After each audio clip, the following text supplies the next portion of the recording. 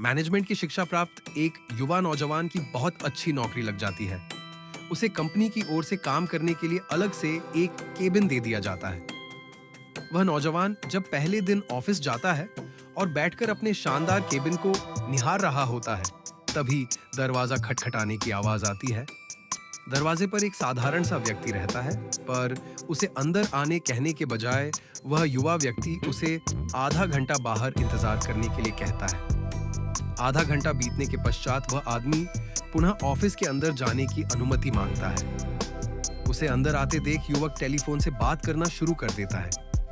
वह फोन पर बहुत सारे पैसों की बातें करता है, अपने ऐशो आराम के बारे में कई प्रकार की डींगे हाँकने लगता है। सामने वाला व्यक्ति उसकी सारी बातें सुन रहा होता है, पर वह युवा व्यक्ति फोन पर बड़ी बड़ी डींगे हाँकना जारी रखता है। जब उसकी बातें खत्म हो जाती हैं, तब जाकर वह उस साधारण व्यक्ति से पूछता है कि तुम यहाँ क्या करने आए हो। वह आदमी उस युवा व्यक्ति को विनम्र भाव से देखते हुए कहता है, साहब, मैं यहाँ टेलीफोन रिपेयर करने के लिए आया हूँ।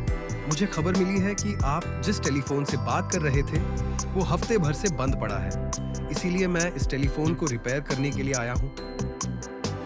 इतना सुनते ही युवा व्यक्ति शर्म से लाल हो जाता है और चुपचाप कमरे से बाहर चला जाता है। उसे उसके दिखावे का फल मिल चुका होता है। कहानी का सार यह है कि जब हम सफल होते हैं तब हमें अपने आप पर बहुत गर्व होता है, और यह स्वाभाविक भी है। गर्व करने से हमें स्वाभिमानी होने का एहसास होता है, लेकिन एक सीमा के बाद ये अहंकार का रूप ले लेता है और आप स्वाभिमानी से अभिमानी बन जाते हैं, और अभिमानी बनते ही आप दूसरों के सामने दिखावा करने लगते हैं। अतः हमें ध्यान रखना चाहिए कि हम चाहे कितने भी सफल क्यों ना हो जाएं, व्यर्थ के अहंकार और झूठे दिखावे में न पड़े, अन्यथा उस युवक की तरह हमें भी कभी न कभी शर्मिंदा होना पड़ सकता है।